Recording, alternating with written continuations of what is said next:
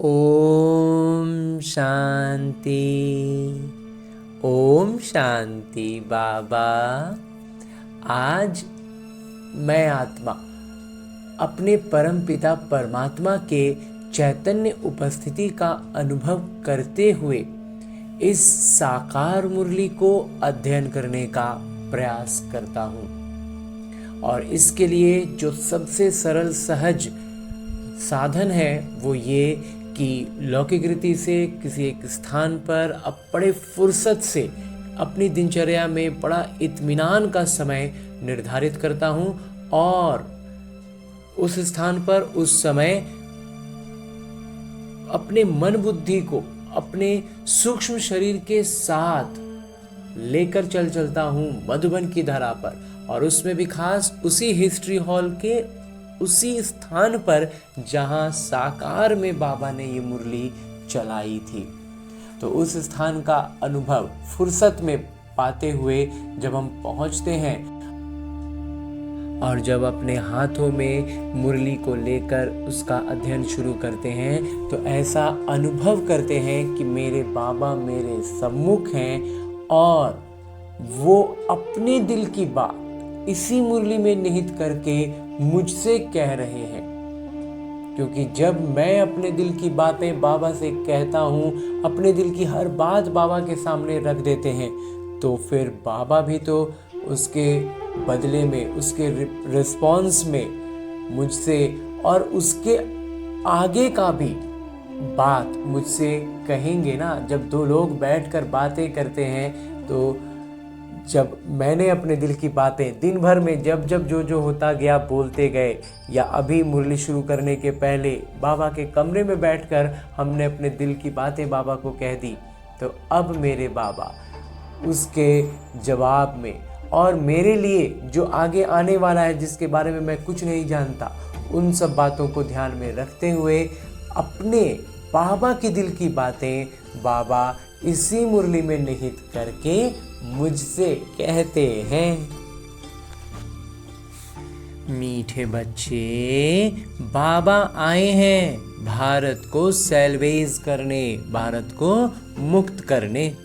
तुम बच्चे इस समय बाबा के मददगार बनते हो। भारत ही प्राचीन खंड है तो इसलिए बाबा भारत में आए हैं भारत को मुक्त करने। हाँ जी बाबा। आगे प्रश्न रूप में मेरे बाबा कहते हैं कि ऊंची मंजिल में रुकावट डालने वाली छोटी छोटी बातें कौन सी हैं? हमारी मंजिल तो बहुत ऊंची है लेकिन विघ्न और रुकावट के रूप में छोटी छोटी बातें आती हैं। बाबा कहते हैं कौन सा है वो? उत्तर बतलाते हैं, अगर जरा भी कोई शौक है, अनासक्त वृत्ति नहीं है, कोई भी चीज का शौक हो, चाहे वो एक तरह से कहें ना तो अच्छा हम उसको कहते हैं, जैसे सेवा में एकदम साफ, क्या बोलते हैं उसको, सफ़ेद एकदम होता है ना, एकदम धुला हुआ ही पहनेंगे, जरा सा इधर उधर नहीं हो जाए, एकदम फिटिंग पहनेंगे, फलाना फल ही खाएंगे, तो सब अच्छा चीज़ है, इसमें कोई मतलब तमो प्रधानता नहीं है। लेकिन हम मेरी मन बुद्धि के लिए एक शौक़ है ना, तो वो शौक़ बाबा कहते हैं अगर है मतलब हम अनासक्त वृत्ति नहीं है। अच्छा पहनने खाने में बुद्धि भटकते रहती है, एकदम बाबा भी वही बात कह रहे हैं कि पहनना में भी एकदम सेवा में जाना है तो एकदम बढ़िया वाला एकदम पहन के निकलना है, उस चीज़ में बुद्धि रहे, या खाने में तो हम फलाना फल खाएंगे, हम ये फल खाते हैं, हम ऐसा फल खाते हैं, ये सब अगर है बुद्धि वहाँ भटक रहा है तो ये बातें ऊंची मंजिल पर पहुँचने में अटक यानी रुकावट डालती हैं। इसलिए बाबा कहते हैं बच्चे वनवाह में रहो, तुम्हें तो सब कुछ भूलना है, ये शरीर भी याद न रहे। बाबा कहते हैं ऐसा साधारण, इतना वनवाह स्थिति में, ऐसा साधारण स्थिति में रहना है कि शरीर तक को भूल जाए, तो फिर शरीर में जाने वाला भोजन और शरीर में जाने वाले को ढकने वाला वस्त्र, इसका भान रहे, इसमें हमारी बुद्धि भटके, तो ये तो हमारे ये उन्नति के लिए अच्छा नहीं है ना। तो इसलिए पहन क्या रहे हैं, खा क्या रहे हैं, इसका ध्यान रखना। इस एक है कि मर्यादित हो, मर्यादा के तहत हो, लेकिन हमारा जो होता है ना शौक, मन करता है कि ऐसा वाला पहने, ऐसा वाला खाएं, ये वाला खाएं। अगर ये मन कर रहा है ना, जो हमारा कॉमन भाषा होता है बोलचाल का, कि मन कर रहा है कि ये करें, तो मतलब है कि हमारी बुद्धि अनासक्त नहीं है। बुद्धि उस चीज़ में अटकनी नहीं चाहिए। बस सीधी सी एक बात, कहते कुछ भी करते हुए याद बाबा की रहे, इस बात का सजगता बुद्धि में सबसे ज़्यादा महत्व का बात है। याद पर ही सारा मदार है। ओम शांति। बच्चों को ये समझाया है कि ये भारत ही अविनाशी खंड है और इसका असल नाम है ही भारत खंड। बाबा कहते हैं इसका असल नाम ही है भारत खंड, हिंदुस्तान नाम तो बाद में पड़ा है। भारत को कहा जाता है आध्यात्मिक खंड। ये प्राचीन खंड है। नई दुनिया में जब भारत खंड था तो और कोई खंड थे नहीं। वहाँ कहते जब नई दुनिया होगी ना तो भारत खंड के अलावा और कोई खंड होगा ही नहीं। मुख्य है ही इस्लामी, बौद्धी और क्रिश्चियन। अभी तो बहुत खंड हो गए हैं। भारत अविनाशी खंड है, उसको ही स्वर्ग, हेवन कहते हैं। नई दुनिया में नया खंड एक भारत ही है। नई दुनिया रचने वाला है परमपिता परमात्मा, स्वर्ग के रचयिता, हेवनली गॉड फादर। भारतवासी जानते हैं कि ये भारत अविनाशी खंड है। भारत स्वर्ग था। अब बाबा के जो बच्चे बन रहे हैं, बाबा का ज्ञान समझ रहे हैं, तभी ये बुद्धि में निश्चय बैठता है कि ये भारत स्वर्ग था। नहीं तो भक्ति में हम ये जानते नहीं थे। जब कोई मरता है तो कहते हैं स्वर्ग पधारा, समझते हैं स्वर्ग कहीं ऊपर में है। वह हमारे भक्ति में जब हम थे ना तो यही हमें बतलाया गया था, यही हम जानते थे कि स्वर्ग जो है ना, उसमें बोला 7 आसमान ऊपर में स्वर्ग है। और जब कोई मरता है तो वहीं स्वर्ग में जाता है। जो अच्छा आदमी कोई जाता है तो वो बुरा करने वाला नर्क में जाता है। तो स्वर्ग गया तो इसलिए ज़्यादातर लोगों को आदमी अच्छा ही, और जाने के बाद सब लोग उसको अच्छा ही कहने लगते हैं। जो एकदम ही बहुत ज़्यादा बुरा था वो उसको छोड़ के जो साधारण भी थे ना उनको लोग अच्छा ही कहते हैं और फिर समझते हैं कि वो स्वर्ग गया, क्योंकि स्वर्ग बहुत ऊपर में कहीं पर है। बाबा कहते हैं दिलवाड़ा मंदिर में भी वैकुंठ के चित्र छत में दिखाए हैं। बाबा कहते हैं दिलवाड़ा मंदिर का जो छत है ना उसमें वैकुंठ का नज़ारा बनाया गया है। ये किसी की बुद्धि में नहीं आता है कि भारत ही स्वर्ग था। अभी नहीं है, अभी तो नर्क है। तो ये भी अज्ञान ठहरा। बाबा कहते हैं ये भी अज्ञान की ही बात हो गई। ज्ञान और अज्ञान 2 चीज़ें होती हैं। ज्ञान को कहा जाता है दिन, अज्ञान को रात। घोर सोजरा और घोर अंधियारा कहा जाता है। सोजरा मतलब राइज, मतलब उदय, और अंधियारा मतलब फॉल, मतलब अस्त। तो ज्ञान सूर्य का उदय हुआ तो हो गया दिन, और ज्ञान सूर्य का अस्त हो गया, जो लौकिक में सूर्य अस्त बोलते हैं ना, तो वो अस्त हो गया मतलब रात।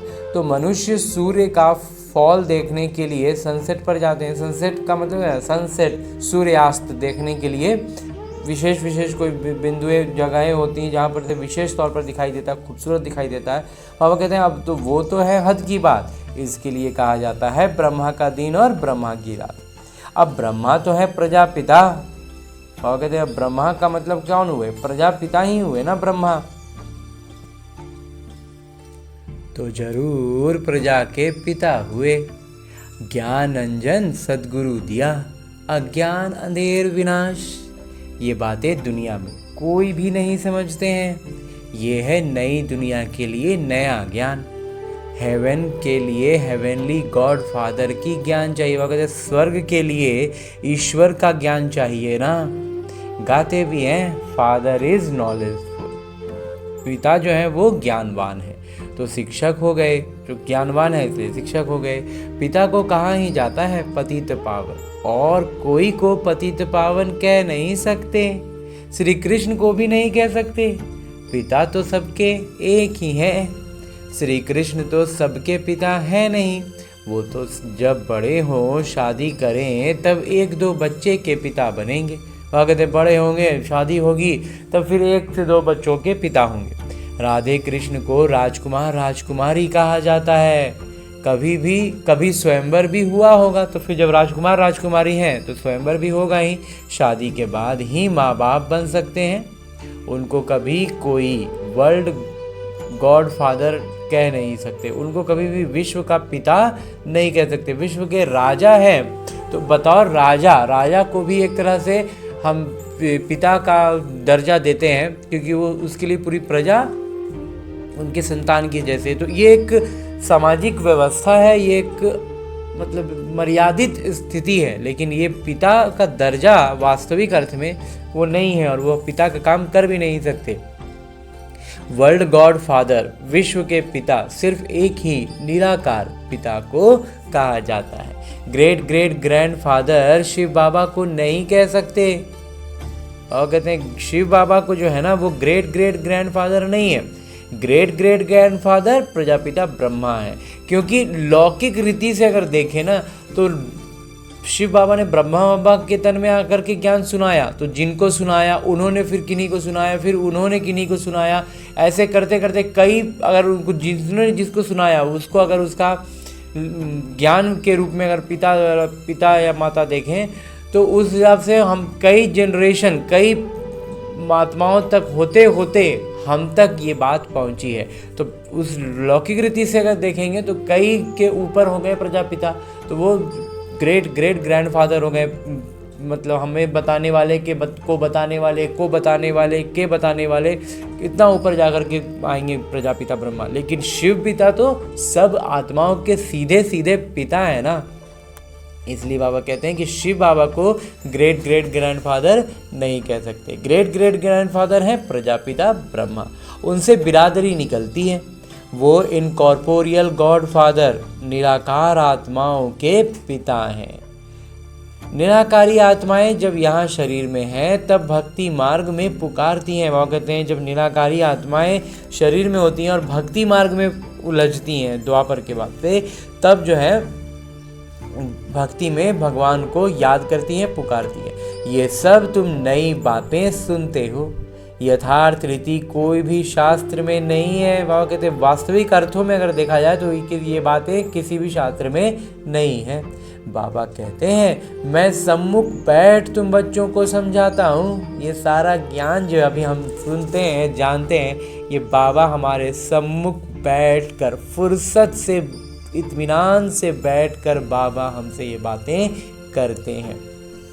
सम्मुख बैठ हम बच्चों को समझाते हैं। हाँ जी बाबा, फिर ये ज्ञान सारा गुम हो जाता है। बाबा कहते हैं जब प्रारब्ध मिलता है ना तो ज्ञान गुम हो जाता है। फिर जब बाबा आए तब आकर के यथार्थ ज्ञान सुनाए। फिर जब कल बाद ये समय आएगा तब बाबा स्वयं आएंगे, फिर ये यथार्थ ज्ञान सुनाएंगे।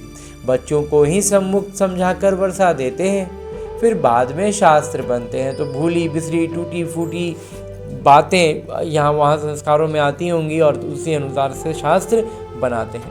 यथार्थ तो बन ना सके, यथार्थ पूरा अभी का वाला ज्ञान के हिसाब से तो बन ही नहीं सकता, क्योंकि दूसरा कारण ये भी है कि उस वहाँ पर हमें पतित और नीचे ही जाना है। तो नीचे जाने का ड्रामा में सीन बना हुआ है, तो मतलब एक तरह से कहें तो शाम होनी है, अंधेरा होना है, तो उसमें उजाले की चीज़ कैसे आ सकती है, तो इसलिए भी नहीं होता है।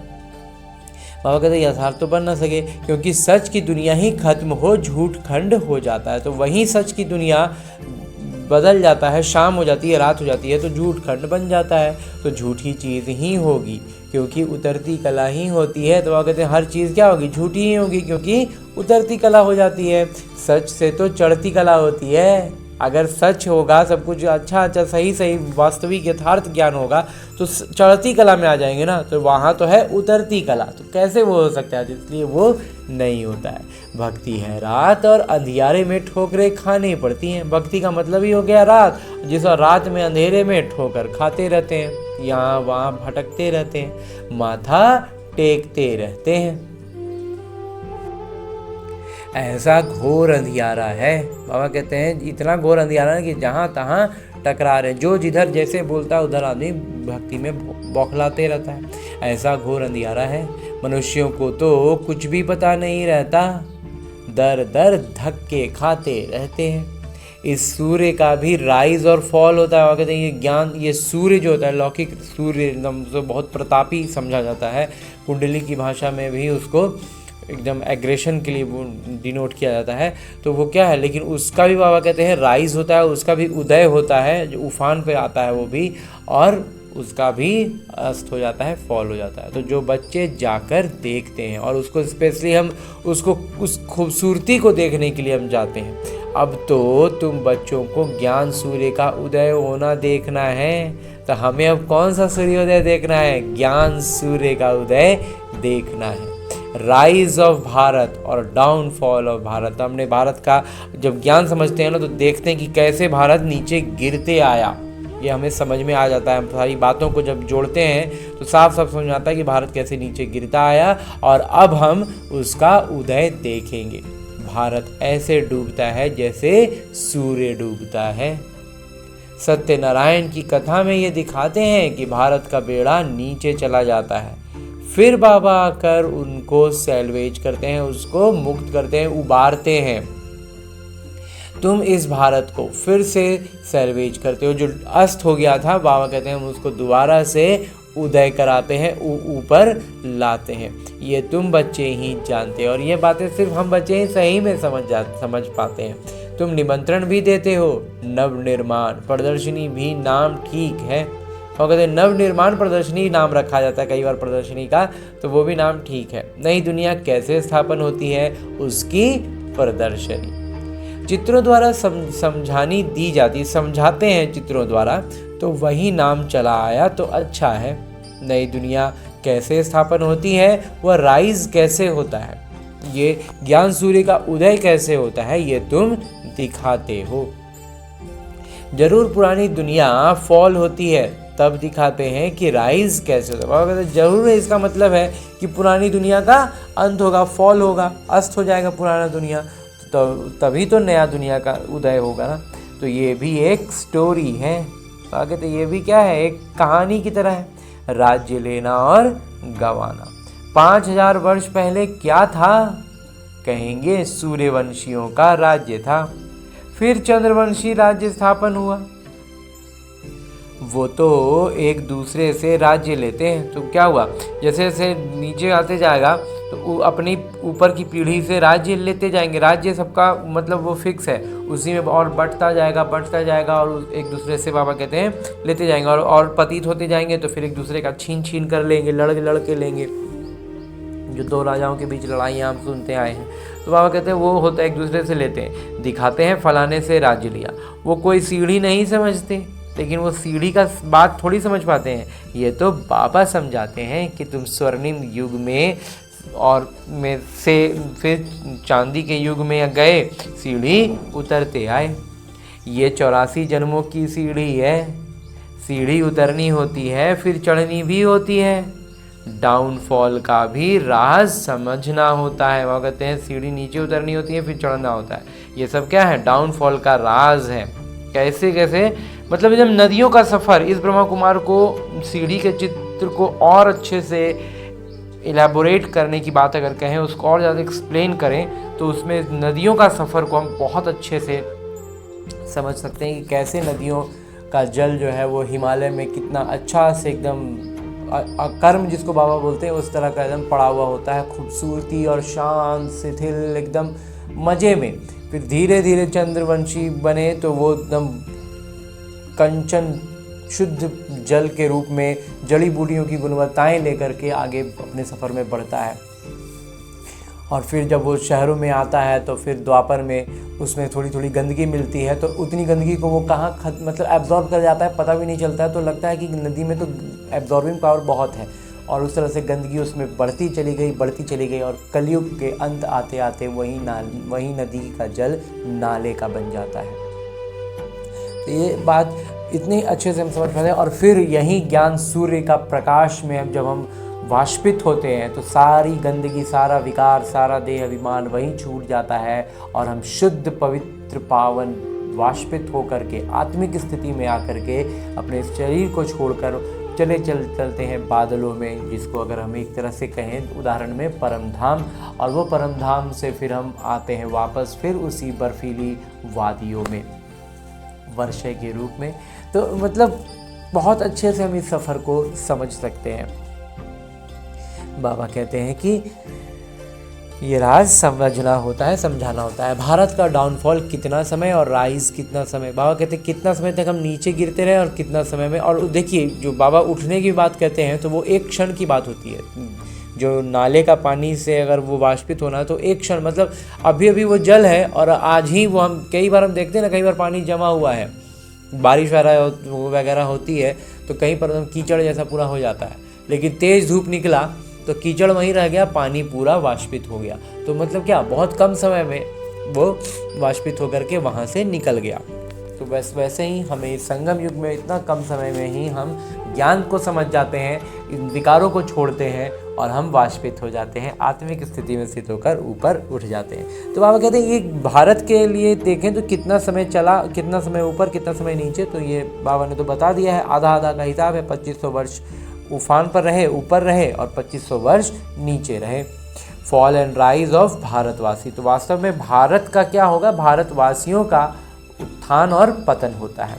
विचार सागर मंथन करना होता है। तो इन सारी बातों का विचार सागर मंथन करेंगे ना तो अपने हिसाब से भी हम बातों को और अधिक अपनी बुद्धि में स्पष्ट पाएंगे। मनुष्यों को टेम्पटेशन में कैसे लाएं और फिर निमंत्रण भी देना है। बाबा कहते हैं कैसे उनमें एक सजगता जगाएं, उनको भी एक खिंचाव हो, कशिश हो, वो चीज़ कैसे लाएं, आकर्षण कैसे करना है। एक तो स्थिति से होता है, बाकी लौकिक रीति से अपने आप युक्तियाँ भी निकल के आती। जितना मंथन, जितनी हमारी आत्मिक स्थिति होती है वो सारा कुछ अच्छा होता है। फिर निमंत्रण भी दे दे करके बुलाना होता है। भाइयों बहनों आकर समझो, बाबा की महिमा तो पहले बतानी है। बाबा कहते सबसे पहले तो बाबा का परिचय और उनकी महिमा, उन पर निश्चय हो गया ना तो फिर उनकी कही हर बात पर निश्चय होगा। तो शिव बाबा की महिमा का एक बोर्ड होना चाहिए। पतित पावन, ज्ञान के सागर, पवित्रता, सुख शांति के सागर, संपत्ति के सागर, सर्व के सद्गति दाता, जगत पिता, जगत शिक्षक, जगत गुरु शिव बाबा से आकर अपना सूर्यवंशी, चंद्रवंशी वर्षा ले लो। तो बाबा कहते इस तरह का बाबा की सारी गुणवत्ताओं का ना एक पूरा बोर्ड बना करके एकदम उस पर पूरा तरफ से एकदम छाया हुआ रहे कि ये हैं शिव बाबा, ये है गुणवत्ताएं। तो मनुष्यों को बाबा का पता पड़े। बाबा की और श्री कृष्ण की महिमा अलग अलग है। बाबा कहते हैं इस बात पर भी ध्यान देना है कि बाबा की महिमा अलग है और श्री कृष्ण की महिमा अलग है। ये तुम बच्चों की बुद्धि में बैठा हुआ है। सेवा योग्य बच्चे जो हैं वे सारा दिन दौड़ी दौड़ी करते रहते हैं। बाबा कहते हैं सेवा योग्य बच्चों का क्या है, दिन भर भाग दौड़ रहेगा, लौकिक रीति से वो भागते रहेंगे, लेकिन मन बुद्धि एकदम स्थिर होनी चाहिए, तब उनका दौड़ भाग सफल होगा। नहीं तो फिर सिर्फ लौकिक कर्म विकर्म के चक्र में फंसे रहेंगे। अपनी लौकिक सेवा होते भी छुट्टी ले सेवा में लग जाते हैं। बाबा कहते हैं अपना लौकिक जो उनका जीवन है, क्योंकि हर कोई समर्पित तो नहीं है, मतलब सेंटर पर समर्पित, मन बुद्धि से तो समर्पित सबको होना चाहिए, लेकिन मन बुद्धि के अलावा अगर कोई लौकिक रीति से अपना काम में लगे हुए हैं, लौकिक का जो भी बाबा कहते हैं शरीर निर्वाह कम करने, उस काम में लगे हुए हैं और उसमें छुट्टी नहीं भी है ना तो भी सेवा में ज़रूरत है तो सेवा में लग जाते हैं। ये है ईश्वरीय गवर्नमेंट। तो बाबा कहते हैं क्यों, क्योंकि ये भी क्या है, ये ईश्वरीय सत्ता है, उसकी सेवा में लगना है। तो खास बच्चियां अगर ऐसी सेवा में लग जाएं तो बहुत नाम निकाल सकती हैं। बाबा खास तौर पर इसमें बच्चियों, कुंवारियों के लिए बाबा कहते हैं कि वो अगर इस सेवा में लग जाए ना तो उनका तो कल्याण होता ही होता है, उनके माध्यम से कई ज़्यादा आत्माओं का कल्याण होता है।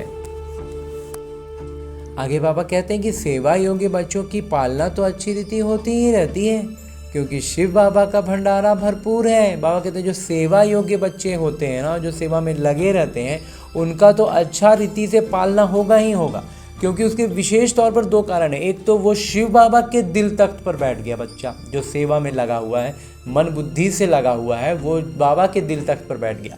और बाबा के दिल तख्त पर बैठने पर मतलब क्या हो गया, शिव बाबा का तो भंडारा भरपूर है।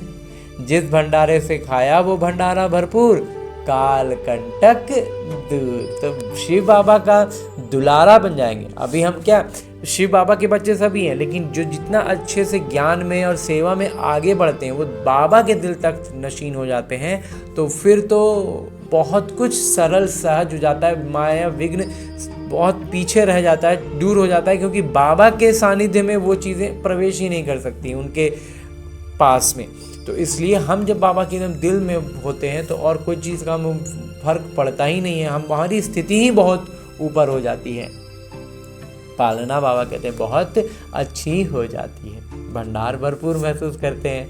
तुम हो शिव वंशी, वो रचता है और ये रचना है। बाबुल नाम बहुत मीठा है, बाबा कहते हैं बाबुल नाम भी दिया जाता है ना पिता को, तो वो भी नाम बहुत मीठा है। शिव साजन भी तो है ना, इस शिव बाबा के साथ बाबा कहते हैं सर्व संबंध में है बाबा हैं, तो वो पिता रूप में भी हैं, साजन रूप में भी हैं। शिव बाबा की महिमा ही अलग है। निराकार अक्षर लिखने से समझते हैं कि उनका कोई आकार नहीं है। बाबा कहते हैं निराकार का मतलब समझते हैं कोई आकार नहीं है। बिलीव्ड मोस्ट शिव बाबा है। बाबा कहते हैं अति प्रिय, अति प्यारे दुलारे मेरे शिव बाबा हैं, तो परम प्रिय तो लिखना ही है। बाबा कहते हैं इसलिए परम प्रिय लिखने में हिचकिचाना नहीं है। इस समय लड़ाई का मैदान है, उनका भी है तो तुम्हारा भी है।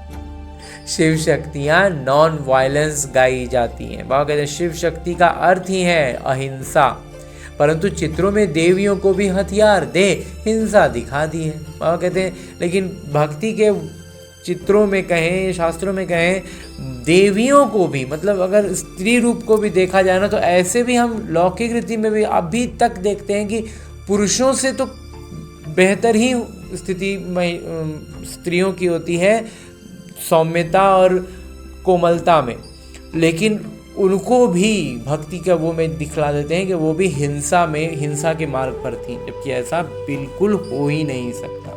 हालांकि ये आत्मिक बात है और वो न देवता के साथ होगा न देवी के साथ होगा, लेकिन फिर भी थोड़ा बहुत तो कुछ तो फर्क रहता ही है, तभी वो स्त्री शरीर में आते हैं ना। आत्मा का क्वालिटी के हिसाब से ही तो स्त्री और पुरुष का शरीर भी मिल रहा है, तो क्वालिटी में कहीं ना कहीं गुणवत्ता थोड़ी सी प्लस होती है, ज़्यादा होती है, तभी वो स्त्री शरीर में होते हैं। आध्यात्मिक स्थिति से देखेंगे तो, बाकी तो हर चीज़ को देखने का नज़रिया कई तरह का है।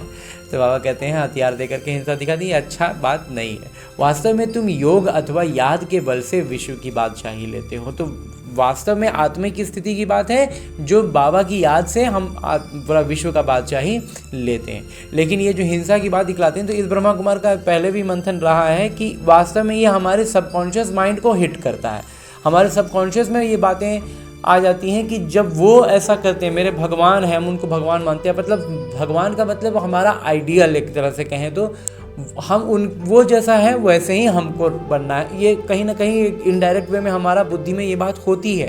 तो जब वो हिंसा कर रहे हैं, वो क्रोध कर रहे हैं, तो हम तो कर रहे हैं तो अच्छा ही कर रहे हैं ना। इसीलिए आज गलत करते हुए भी हर इंसान, हर व्यक्ति को ये लगता है कि वो तो सही है, और यही उसके पतन होने का सबसे बड़ा कारण बनता है। तो कहीं ना कहीं ये सारी चीज़ें हमारी बुद्धि को बहुत ज़्यादा इम्पैक्ट करती हैं। बाबा कहते हैं कि योग बल से हम बादशाही लेते हैं, हथियारों आदि की तो बात ही नहीं है। यहाँ हथियार का तो कोई बात ही नहीं है, सब ज्ञान और ज्ञान की अनुपस्थिति। जब हम बाबा की याद से छूटते हैं तो उस वक्त हमारे पुराने संस्कारों के माध्यम से हम विकारों में फंसते हैं, वो एक अलग चीज़ हो गई। लेकिन उसमें हथियार का तो कोई बात है ही नहीं ना, बस ज्ञान प्रकाश की बात है। गंगा का प्रभाव बहुत है, बहुतों को साक्षात्कार भी होगा। भक्ति मार्ग में समझते हैं कि गंगा जल मिले तब उद्धार हो। तो भक्ति में तो ये गाय आखिर आज भी रिवाज में है ना कि कोई शरीर छोड़ता है तो उसके उस पूरा, जिसको शव कहते हैं, उसके मुख में गंगा जल डालते हैं कि उस आत्मा को मुक्ति। आत्मा तो शरीर छोड़ के चली गई, अब उसमें गंगा जल डाल के क्या।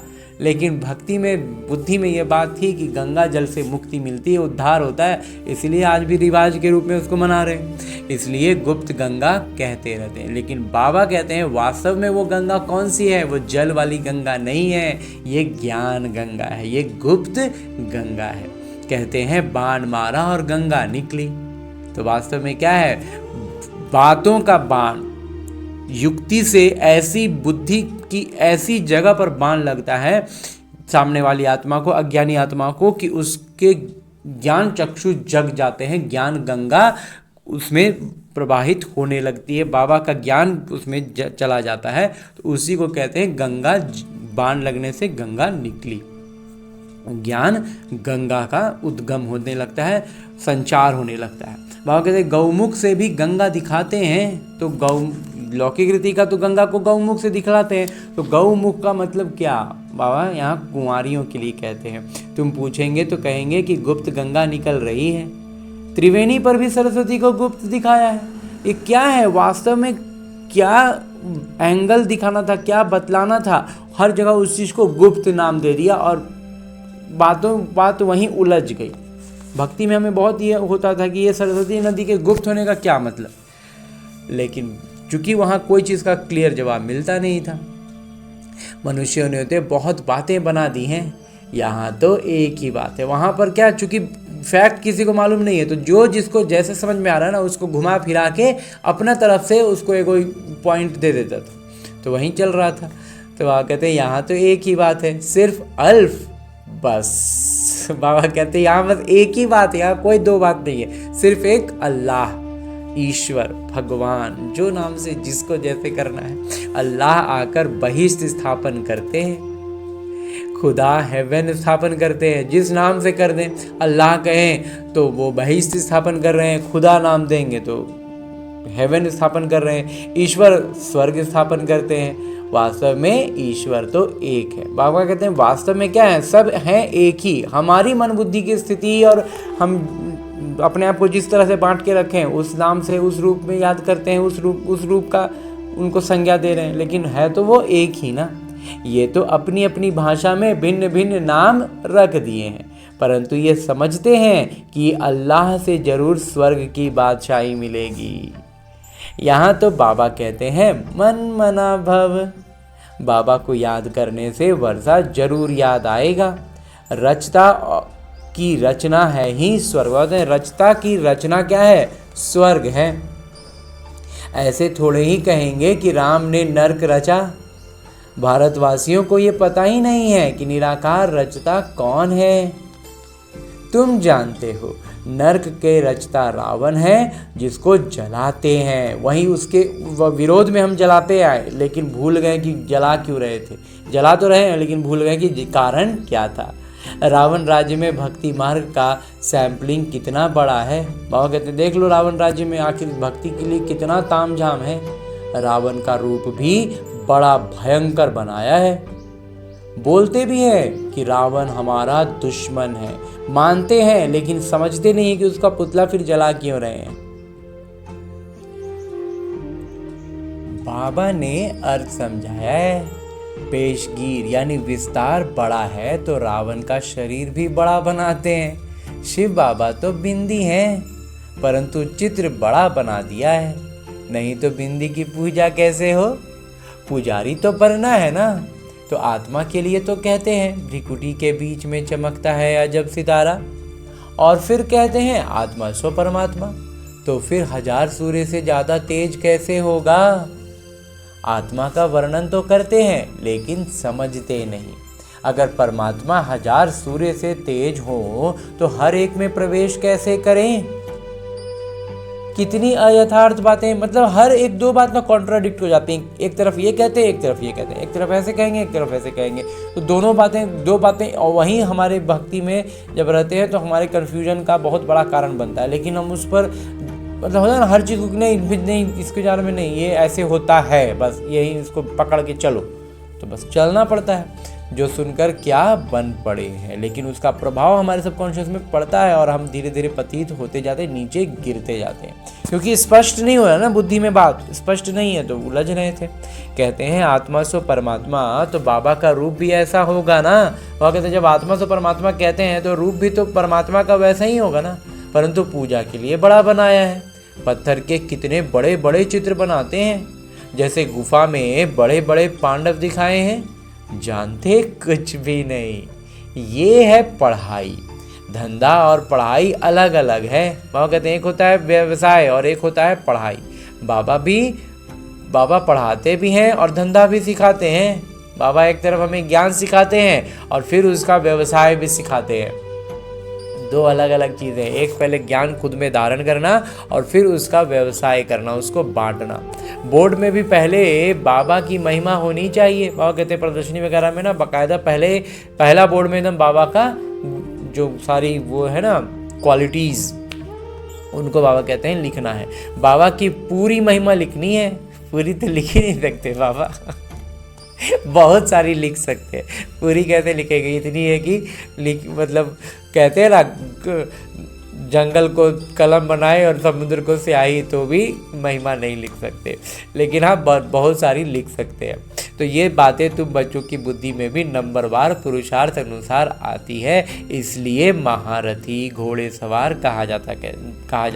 वह कहते हैं मतलब ये जो बातें हैं ना, उनकी महिमा लिखना या कुछ भी, कोई भी ज्ञान की बात मंथन करते हैं जब हम समझते हैं, तो उसमें भी कुछ बच्चों को बहुत अच्छे से स्पष्ट हो जाती है बातें, बहुत अच्छे से समझा पाते हैं, और कुछ बच्चे उतना नहीं, फिर उससे कम उसमें क्रम लग जाता है। तो उसी में बाबा कहते हैं जो सबसे आगे हो गए वो महारथी हो गए, फिर घुड़सवार होते हैं, फिर पैदल होते हैं। हथियार आदि की कोई बात नहीं है, लेकिन वास्तव में ये हथियार वगैरह का कोई बात नहीं है। जो लौकिक में ऐसे हाथी सवार और घोड़े सवार होते हैं ना, उनका अलग अलग हथियार भी अलग अलग होता है। यहाँ हथियार हमारा लौकिक कोई हथियार नहीं है, कोई हिंसा की बात नहीं है। ये हमारी स्थिति के अनुसार उनका पद होता है। वो हाथी पर सवार होने वाला महारथी है, घोड़े पर चलने वाला घुड़सवार है, तो उसको एक पद के रूप में देखा जाता था।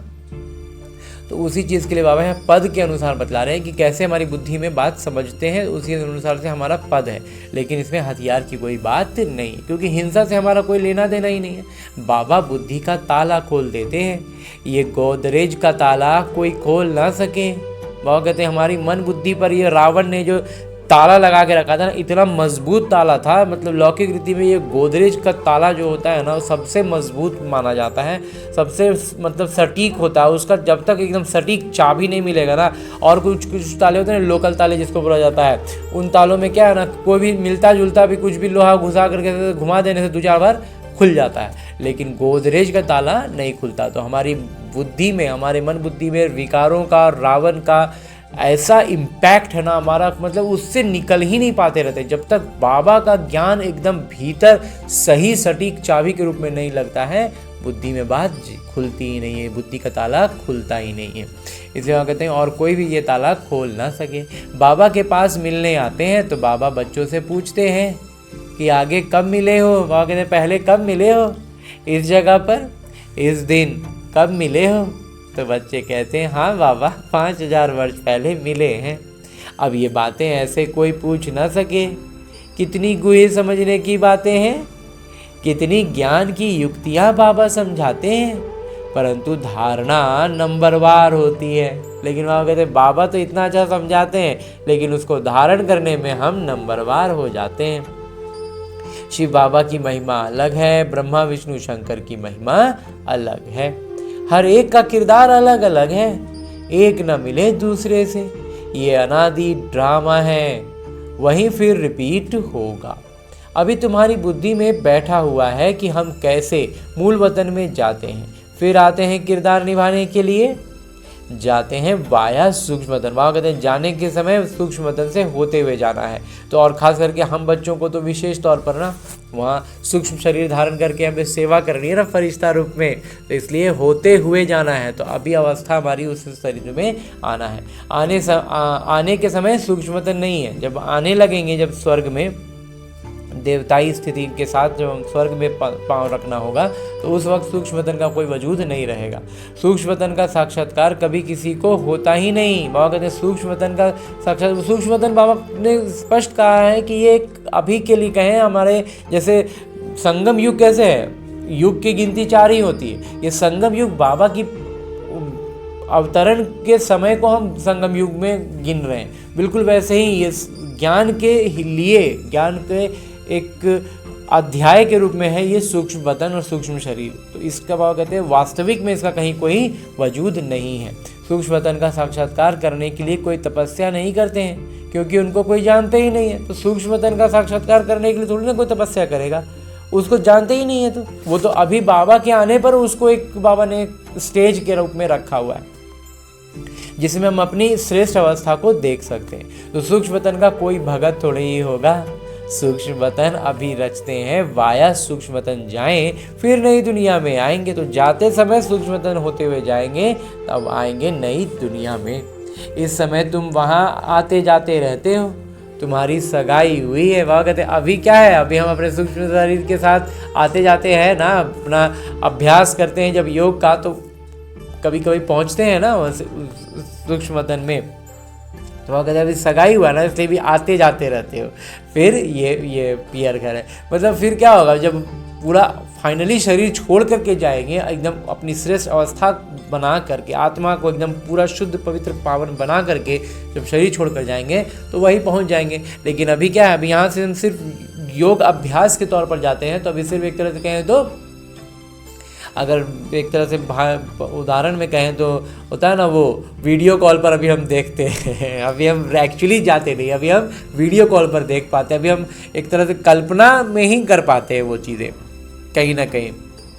वास्तविक अर्थों में आत्मा उठ के जाती है या नहीं है तो ये ब्रह्म को स्पष्ट नहीं है, लेकिन कहीं ना कहीं कल्पना, जो बातें हमने सुनी है, जो जानी है, मुरली से मंथन होता है, उसके अनुसार हम सूक्ष्मतन का भी अनुमान लगाते हैं और वहाँ पहुँचते हैं। बाबा इसलिए आगे कहते हैं कि अभी सगाई हुई है इसलिए आते जाते रहते हो। विष्णु को पिता नहीं कहेंगे, वो है ससुर घर। जब कन्या ससुर घर जाती है तो पुराने कपड़े सब छोड़ जाती है। तुम पुरानी दुनिया को ही छोड़ देते हो, वो पुरानी दुनिया की चीज़ें छोड़ते हैं और यहाँ बाबा कहते हैं पूरा दुनिया ही छोड़ देते हो। तुम्हारे और उनके वनवाह में कितना फ़र्क है। तुमको भी बहुत अनासक्त रहना चाहिए, देह अभिमान तोड़ना है। ऊंची साड़ी पहनेंगी तो झट देह अभिमान आ जाएगा, मैं आत्मा हूँ ये भूल जाएंगे। बाबा कहते हैं बहुत ब्रांडेड कपड़े पहनेंगे ना तो बुद्धि में कहीं ना कहीं वो अभिमान चढ़ ही जाएगा कि हम ये पहने, हम ऐसा पहने, हम ये है वो है। बाबा कहते हैं उससे हम जो आत्मा है ये बात भूल जाएंगे। इस समय तुम हो ही वनवाह में, वनवाह और वानप्रस्थ एक ही बात है। बाबा कहते हैं ये वनवाह जो बाबा कह रहे हैं वास्तव में ये क्या वानप्रस्थ वाली बात है। वानप्रस्थ में मतलब एक तरह से कहें तो मतलब जो लौकिक रीति से देखें तो बुजुर्ग बुढ़ापा वाला स्थिति, तो बुढ़ापा में थोड़ी ना कोई बहुत ज़्यादा कोई शौक वाला चीज़, ऐसे भी लौकिक रीति से भी किया जाता है। लौकिक में भी पहले तो कहा जा ही जाता था बुढ़ापे में भगवान का नाम जपो, जीवन भर काम करो और बुढ़ापा में नाम जपो। इस पर भी एक छोटा सा मंथन इस ब्रह्मा कुमार को रहता है था।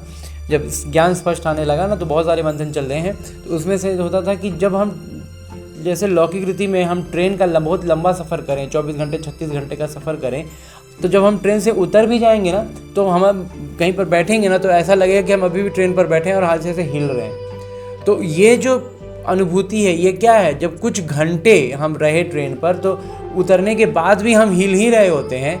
तो जब हम जीवन भर काम और चीज़ों के पीछे लौकिकता के पीछे दौड़ते रहेंगे तो जब हम बुढ़ापे में उस हमको लौकिक रीति से तो छोड़ देंगे, बैठेंगे कि हम भगवान का नाम जपेंगे, लेकिन वो भगवान का नाम जपेंगे कैसे, हम तो अभी भी उसी के पीछे मन बुद्धि भागता रहेगा ना। तो इसलिए ये नहीं सोचना चाहिए कि बुढ़ापे की ये सारी चीज़ें हैं, ये जीवन में जो करेंगे वही हमारे अंत में भी, क्योंकि एक तो पहला है कि जीवन कब अंत होना ये भी मालूम नहीं होता है, लेकिन जो भी है उस स्थिति तक हम तभी ना पहुंचेंगे जब हम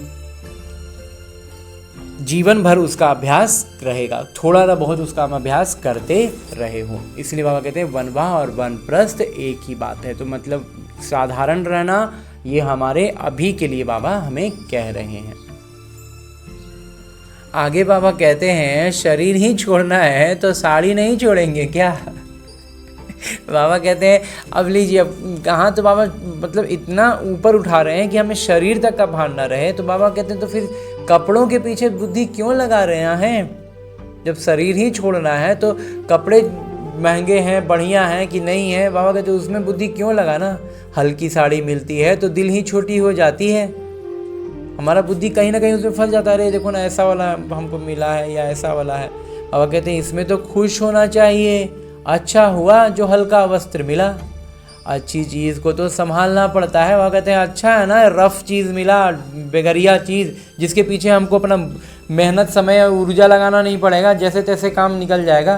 बस तन को ढकना है, मर्यादा में है इसलिए वो काम करना है। फिर कैसा वाला कपड़ा का ब्रांड क्या है, क्वालिटी क्या है, उसमें माथा क्यों लगाएं। ये पहनने खाने की छोटी छोटी बातें भी ऊंची मंजिल पर पहुंचने में अटक डालती हैं, रुकावट डालती हैं। एकदम आज बाबा ने पहली बिंदु ही कह दी कि खाने और पहनना ये दो काम तो हम छोड़ ही नहीं सकते ना।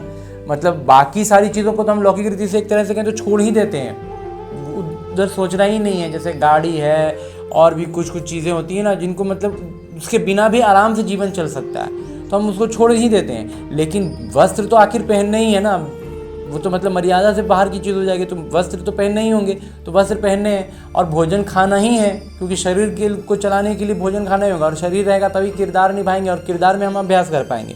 तो मतलब ये 2 बेसिक चीज़ें हैं, लेकिन इन 2 बेसिक चीज़ों में हमारी मन बुद्धि अटक न जाए, हमारी बुद्धि में इन्हीं 2 बातों में कहीं उलझ ना जाए हम, इसलिए बाबा आज विशेष तौर पर हमारा ध्यान इस पर डाल रहे हैं कि ये हमें ऊंची मंजिल पर पहुंचने में हमारे लिए रुकावट बन सकता है। अब अगर हमारा ध्यान भोजन की किसी भी तरह से, ये खाना ये नहीं खाना, ये वो कुछ भी भोजन से संबंधित और कोई भी वस्त्र से संबंधित, ये पहनना ये नहीं पहनना, जो है जैसा है जहाँ है बस पहनना है, मर्यादित रूप से तन ढकना है बस, और पेट में खाना शुद्ध भोजन डालना है ताकि अनावश्यक शरीर बीमार ना हो, और बीमार हो भी तो अच्छा रहे। मतलब एक जैसे वस्त्रों के लिए एक मर्यादा है, भोजन के लिए भी एक मर्यादा, बस उतना तक का ध्यान रखना है, उससे आगे बुद्धि उसमें उलझानी नहीं है। एक होती है सतर्कता और एक होती है मन करना, मन का लगना। उन दोनों बातों में हमें डिफरेंस, सूक्ष्म बातें समझना है और वहीं उतना दूर तक ध्यान देना है। बाबा कहते हैं खाने की छोटी छोटी बातों में भी ऊंची मंजिल में पहुंचने में अटक डालती है, रुकावट डालती है। मंजिल बहुत बड़ी है, कथा में भी सुनाते हैं ना कि पति को कहा ये लाठी भी छोड़ दो। बाबा कहते हैं ये पुराना कपड़ा, पुरानी दुनिया सब खल्लास होनी है, इस समय बुद्धि अब नहीं है बाबा, इसलिए सारी दुनिया से बुद्धि योग तोड़ना है। इसको बेहद का सन्यास कहा जाता है। बाबा कहते हैं इन सब बातों से जब हम ऊपर उठते हैं ना, उसी को बेहद का सन्यास कहा जाता है। सन्यासियों ने तो हद का सन्यास किया है, अब तो फिर वो अंदर आ गए हैं। बाबा कहते हैं इन सन्यासियों ने इन हद की चीज़ों का सन्यास किया है। पहले तो उन्होंने बहुत ताकत थी, उतरने वालों की महिमा क्या हो सकती है। बाबा कहते हैं ताकत तो थी, लेकिन क्या है, कहीं ना कहीं तो सीढ़ी से नीचे ही उतर रहे हैं ना, तो नीचे उतर रहे हैं तो उनमें क्या ताकत रहेगी। नई नई आत्माएं भी पिछाड़ी तक आती रहती हैं किरदार निभाने, उनमें क्या ताकत होगी। बाबा कहते हैं जो जितना अच्छा, एक बात और बाबा आज स्पष्ट कर रहे हैं कि जो जितना कम जन्म लेने वाली आत्मा आती है ना, 4 जन्म, 3 जन्म, 2 जन्म, 1 जन्म मिनिमम, बाबा कहते हैं 1 जन्म वाली भी आत्माएं हैं, तो वो जो आएंगी ना उनमें ताकत नहीं होगी। और जो हम 84 जन्म वाली आत्माएं हैं ना, वो इतने पतित अवस्था में भी उनमें ताकत होगी, कहीं ना कहीं एक स्ट्रांगनेस रहेगा। पूरी तरह से एकदम से जिसको गिरना, लिप्त हो जाते हैं, विकार का प्रभाव में फंस जाते हैं, लेकिन होता है ना पिंजरे में फंस के भी दम में है, इधर से निकल ही जाएंगे। तो वो चीज़ होता है जब 84, जो जितनी ज़्यादा जन्म लेने वाली आत्मा है, जो जितनी कम जन्म लेने वाली आत्मा है ना, उसकी ताकत उतनी कम होगी। इसीलिए जो सतयुगी आत्माएं नहीं है ना, जो त्रेता तक में भी नहीं आने वाली है ना, उनको इसलिए ज्ञान भी समझ में नहीं आता है, वो इसलिए धारणा में नहीं आना चाहते, ज्ञान से ही दूर से भागना चाहते हैं, क्योंकि वो जानते हैं, क्योंकि उनमें ताकत कम होती है ना। एक बात बहुत गजब स्पष्ट हो गई, उनमें ताकत कम होती है, तो उनको लगता है हम इतना पुरुषार्थ कर नहीं सकेंगे, नहीं, उससे बढ़िया उसमें जाओ ही नहीं, क्योंकि मोटा मोटा ज्ञान को समझ जाते हैं कि करना क्या है, होना क्या है, लेकिन चूंकि ताकत नहीं होती है ना अंदर से, वो फीलिंग, वो आत्मिक स्थिति, वो आत्मिक जागृति उस लेवल की आती ही नहीं है। इसीलिए वो जो द्वापर की बाद की आत्माएं हैं, और उसमें भी बाबा ने आज एकदम स्पष्ट कर दिया, जितना ज़्यादा पीछे की है उनमें ताकत नहीं होगी। तुम तो पूरे 84 जन्म लेते हो, इसलिए हमें आत्मिक स्थिति की जागृति ज्ञान समझते जाते हैं। भले थोड़ा समय लगता है विकारों से निकलने में, लेकिन जागृति होती है, एक स्ट्रांगनेस। जब अज्ञान में भी थे ना, तो कुछ कुछ बातों को लेकर के बहुत दिमाग में मतलब एक रहता था, जैसे नशे की चीज़ें, जिन छोटा नशा जो जिसको सबसे ज़्यादा स्वीकृति मिली हुई है समाज में, जो है चाय तो मतलब इसको तो कोई तरह से कोई नशा मानते ही नहीं है बहुत से लोग, लेकिन है वो नशा ना। तो उस वैसे नशाओं के लिए भी जैसे इस ब्रह्मा कुमार को एकदम से रहता था कि मतलब वो नशा है, मतलब उसको हमको छूना नहीं है। एक मतलब चिढ़ बन गया था, ऑटोमेटिक वो चिढ़ अंदर से आ गई थी, मतलब उसको देखेंगे हमको चिढ़ लग जाएगा।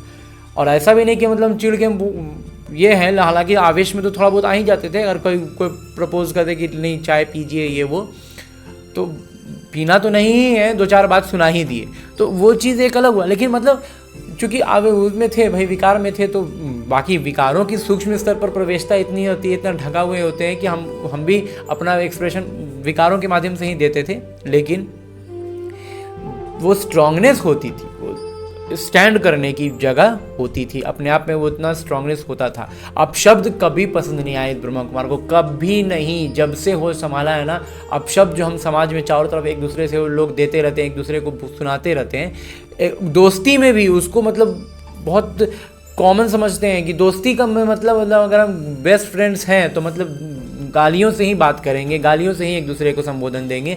ये बात एकदम इस ब्रह्मा कुमार को पसंद नहीं आती थी। जो भी दोस्त होते थे ना, जो सहपाठी कहें, दोस्त क्या रहेंगे, तो सहपाठी जो होते थे उनको एकदम सीधा कहते थे, मेरे सामने अपशब्दों में बात नहीं करो, एक दूसरे से भी बात करनी है तो बिना अपशब्दों के करो। तो इस तरह का अब आज बाबा की इस मुरली से ये बात थोड़ी एकदम बुद्धि में स्पष्ट हो रही है कि स्टैंड करने का जो मतलब अपने आप में, इस बात पर तो हम एकदम अडिगे हो जाएंगे, एकदम यहाँ से तो हम नहीं हिलेंगे, और वो बात अच्छी वाली होनी चाहिए। तो वो जो चीज़ है मतलब वो आत्मा में दम है, क्वालिटी है, तो वो सतयुग की तरफ उनका शायद वो रुझान हो। ये इस ब्रह्मा कुमार को भी ऐसा लग रहा है अपने निजी अनुभव से। बाकी तो कौन कैसी कहाँ पर है वो तो खैर अलग चीज़ है, लेकिन इतना समझ में आ गया कि बाबा की आज बात से बाबा ने इतना स्पष्ट कर दिया कि जो जितना लेट से आने वाली आत्मा है उनमें ताकत उतनी कम होती है। तो ये सब समझने के लिए कितनी अच्छी बुद्धि चाहिए, और कहते हैं लेकिन ये सारी बातें ना अच्छी बुद्धि में ही समझ में आएंगी। सेवा योग्य बच्चे सेवा में उछलते रहेंगे, ज्ञान सागर के बच्चे ऐसे भाषण करें जैसे बाबा उछलते हैं, उसमें फंक नहीं होना है। बाबा कहते हैं ज्ञान सागर के बच्चे हैं ना, तो भाषण भी, जो बातें भी जो निकलेंगी ना, वो वैसे ही होंगी जैसे एकदम बाबा उछालते हैं। जैसे पिता अपने लौकिक छोटे बच्चे को कैसे उछालते हैं ना हवा में, ऐसे बाबा में उछालते हैं। बाबा कहते हैं इसलिए इसमें डरना नहीं है, एकदम बेफिक्र बाबा हमारे पिता हमें उछाल रहे हैं, हम एकदम उछल उछल के सेवा करेंगे, फंक नहीं होंगे बाबा। अच्छा, मीठे मीठे सिगिलते बच्चों प्रति माता पिता बाबा का याद प्यार और आशीर्वाद। रूहानी बाबा की रूहानी बच्चों को नमस्ते। हम रूहानी बच्चों की ओर से रूहानी माता पिता को याद प्यार और प्रणाम। धन्यवाद बाबा, धन्यवाद। मुरली के लिए भी धन्यवाद, और इस अनूठे अलौकिक ब्राह्मण जीवन के लिए भी बहुत बहुत बहुत धन्यवाद बाबा, बहुत धन्यवाद। आगे आज की मुरली से लिए गए वो प्रमुख बिंदु हैं जिन्हें हमें अपने ब्राह्मण जीवन में धारण करने हैं, और ब्राह्मण सो फरिश्ता, फरिश्ता सो देवता बनना है। उसके लिए जो सबसे पहली बिंदु है वो है बुद्धि से बेहद का संन्यास करना है। वापस घर जाने का समय है, इसलिए पुरानी दुनिया और पुराने शरीर से अनासक्त रहना है। और कहते हैं पुराना दुनिया से कोई तरह का सरोकार रखना ही नहीं है, ये बस ऐसा अनासक्त हो जाना है ना कि मतलब एकदम कोई मतलब ही नहीं है इस तरह का। लेकिन जब उस तरह में आने लगेंगे तो लगेगा कि फिर जीवन जी ही क्यों रहे हैं, क्यों मतलब है। तो क्या मतलब है कि हमें यहाँ अभ्यास करना है। आत्मिक स्थिति हमारी अभी सतो प्रधान नहीं हुई, हम अभी कर्मातीत नहीं हुए, तो वो होने के लिए अभ्यास करना होगा, और अभ्यास करने के लिए शरीर चाहिए, किरदार चाहिए। तो इसलिए हम इस जीवन को जी रहे हैं, इस किरदार को निभा रहे हैं। तो किरदार निभाना इम्पोर्टेंट नहीं है, आत्मा की शुद्धि, आत्मा की स्थिति को ऊपर लाना इम्पॉर्टेंट है। उसका अभ्यास करने का उद्देश्य हमारा ये जीवन है। तो इसलिए पूरी तरह से अनासक्त हम होने में हमारी ये बात बहुत ज़्यादा मदद करती है कि जब हम पूरे तरह से इस दुनिया को छोड़ ही दें, कोई चीज़ से कोई सरोकार ही नहीं। खाना और पहनना, ये दो चीज़ें बहुत सूक्ष्म होती हैं, जिसको मतलब इसके बिना नहीं हो सकता है जीवन। जब तक जीवन है तो ये करना ही होगा, तो करना ही होगा, तो भी इसमें बुद्धि न फंसे। बाबा कहते हैं उतना सूक्ष्म स्तर तक इसमें ध्यान देना है। दूसरा है ड्रामा की हर सीन को देखते हुए सदा हर्षित रहना है। ड्रामा में जो सीन आए उसमें हर्षित रहना है, क्योंकि वो किरदार का सीन है। बिल्कुल वैसे ही जैसे कोई कलाकार होता है तो वो किसी फिल्म में वो मर भी जाए तो वास्तव में वो कलाकार थोड़ी मरता है, वो किरदार मर रहा है ना, तो बस वही है। तो हमें उदास नहीं होना। हम लौकिक रीति के उस फिल्म को देख करके हम रो जाते थे, हम मतलब दुखी हो जाते थे अगर दुख वाला सीन है, खुश हो जाते थे जब बहुत खुशी वाले पल दिखाता था। तो लेकिन जब हम लौकिक में उलझ जाते थे तो सोचिए जो हम अपने जो जीवन जी रहे हैं इसको हम समझना कि हम आत्मा हैं और ये किरदार निभा रहे हैं, तो भी हम अटैच कितना रहेंगे। जब हम जानते थे, बढ़िया से जानते थे कि ये झूठ है, ये कहानी है, ये एक एंटरटेनमेंट के लिए हम देख रहे हैं, फिर भी हम उसके दुख वाले सीन पर रो जाते थे, हंसने वाले सीन पर हंसते थे। तो जिसको हम जानते थे कि तब भी हम उसमें हंसते रोते थे, तो जिसको हम नहीं जानते उसमें तो कितना हंस रो रहे हैं। अब इसको जान रहे तो हैं, लेकिन इससे भी निकलना है।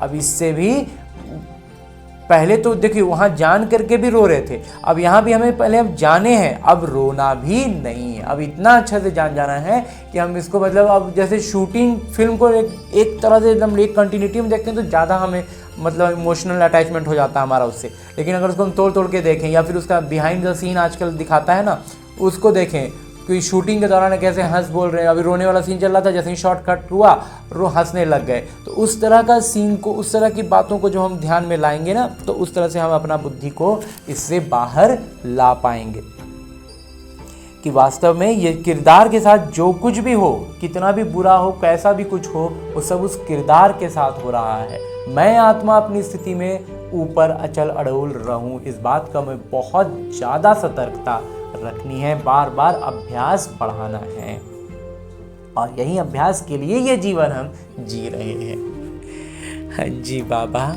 और आगे मेरे बाबा वरदान दे रहे हैं। वरदान देते हुए मेरे बाबा कहते हैं कि माता पिता को अपना साथी समझकर डबल फोर्स से कार्य करने वाले सहयोगी भव। और कहते हैं माता पिता को अपना साथी समझ लेंगे, एकदम समझ नहीं लेंगे, समझ तो हम रहे ही हैं, उसको मतलब धारण कर लेंगे इस बात को, इस अनुभूति को। तो क्या होगा, डबल फोर्स है ना, हमारी आत्मा का बल तो जो है सो है ही, मतलब निमित्त के रूप में ही रह जाएगा, फुल फोर्स तो बाबा का लगेगा। तो डबल फोर्स से कार्य करेंगे तो कहते हैं तो तब हम होंगे सहज योगी।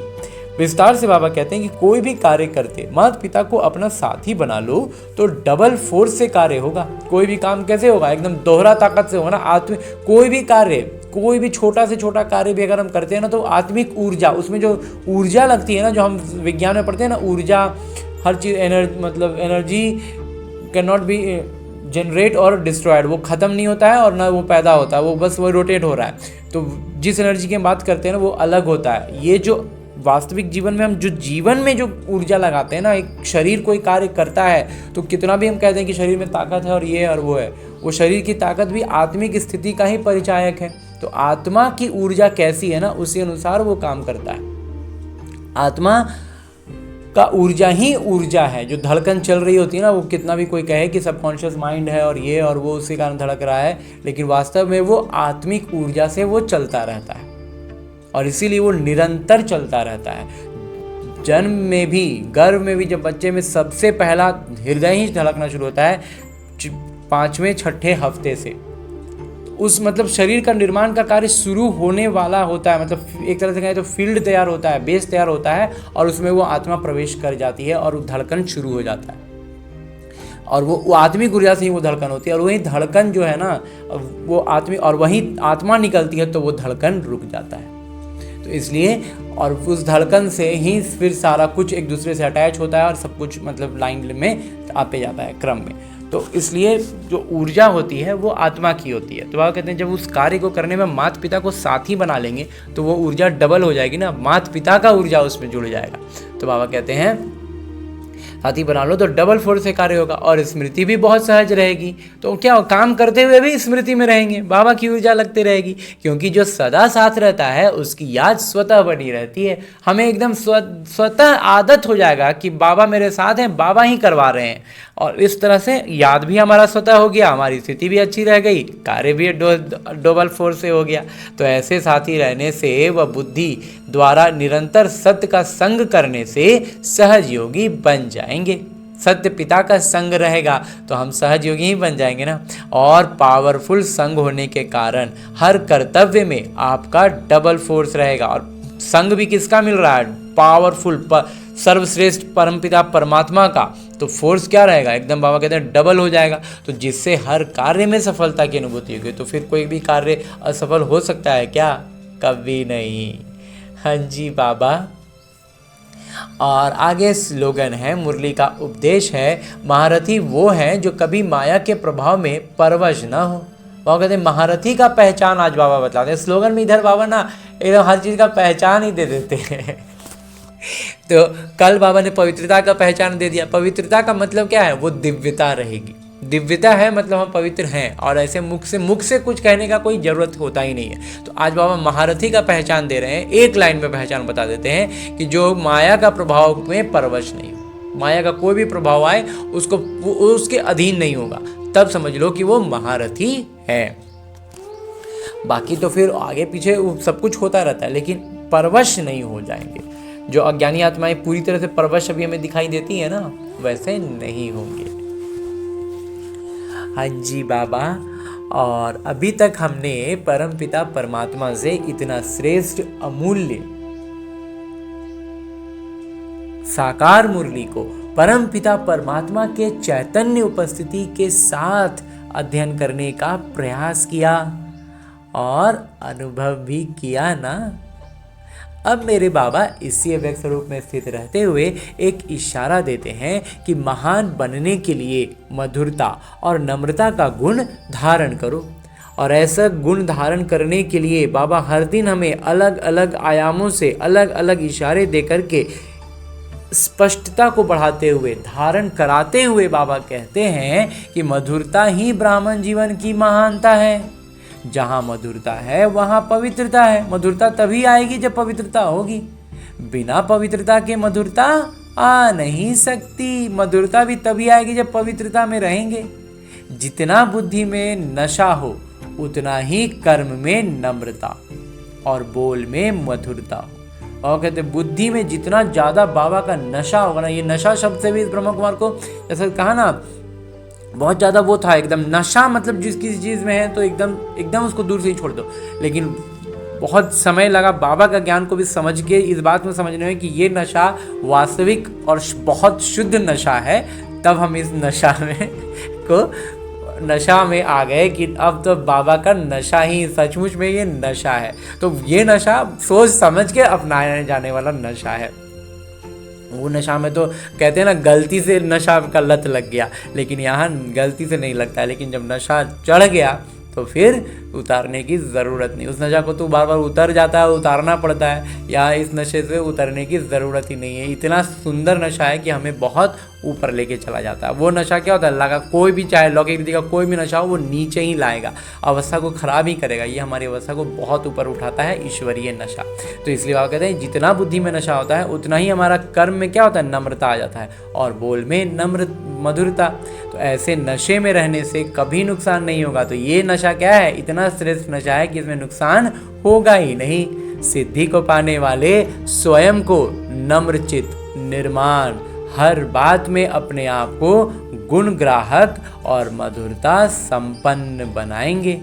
वह कहते हैं ऐसा नशा में रहने से नुकसान तो नहीं होगा। सिद्धि को पाने वाले होंगे और स्वयं को नम्रचित बनाने वाले, निर्माण समझने वाले, हर बात में अपने को गुण ग्राहक मतलब गुण ग्रहण करने वाले और मधुरता संपन्न बनाएंगे। ये सारी गुणवत्ताएं बढ़ती जाएंगी। हाँ जी बाबा।